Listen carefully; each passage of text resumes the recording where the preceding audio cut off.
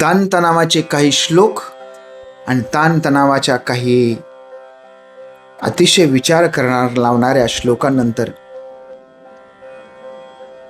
आपल्या पहिल्या अध्यायाचा शेवट महाराज एका अतिशय रोमॅन्टिक श्लोकानं करतात. या ठिकाणी राधा आणि श्रीकृष्ण यांचं प्रेम, ह्या दोघांचा एकमेकांसोबत असलेला अशाब्दिक संवाद या श्लोकातून आपल्याला दिसून येतो. काय लिहितात महाराज? किंवा भदाती हरिस्तिदय लगके मुक्तामयी भासते माला नेत्रयुगम विभाती च कथम. किवंद भाती म्हणजे किती शोभून दिसते. हरीला हरिस्तदीय लगके मुक्तामयी भाती, गळ्याची मोत्याची माळा आहे हरीच्या गळ्यामध्ये, ती काय दिसते? शोभून दिसते आहे. कुठं कुठं शोभून दिसते? हरीला तर शोभून दिसते, पण आणखीन एका ठिकाणी शोभून दिसते. म्हणजे कुठं दिसते? माला नेत्रयुगम विभाती च कथम, कुणाच्या तरी डोळ्यामध्ये. ती जी माळ आहे ती दोन्ही डोळ्यामध्ये अशी तिची प्रतिकृती उमटलेली आहे. कुणीतरी त्या माळेकडे एकटक पाहत आहे, म्हणजेच श्रीकृष्णाकडे एकटक पाहत आहे. कोण असेल बरं हे? कोण असणार आहे?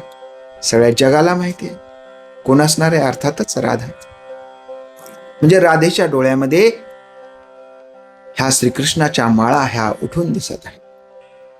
एवढ्या आसक्त नजरेनं राधा अतिशय प्रेमानं श्रीकृष्णाकडे पाहत असावी, आणि त्याचंच वर्णन महाराजांनी इथे केलंय. आणि हीच आहे अंतरलापिका. आणि ह्या अंतरलापिकेमध्ये आपल्याला राधेचं नाव येत नाही, पण कळत न कळत अंगुली निर्देश होऊन जातो राधेकडं, आणि जाणकाराला समजून जातं की श्रीकृष्णावर प्रेम करणारी, त्याच्याकडे एवढं एकटक पाहणारी, त्याच्या गळ्यातल्या माळेची प्रतिकृती डोळ्यामध्ये साठवणारी, म्हणजे किती एकटक नजरेनं कशा पद्धतीनं ती राधेयाकडं, या श्रीकृष्णाकडं पाहत असेल.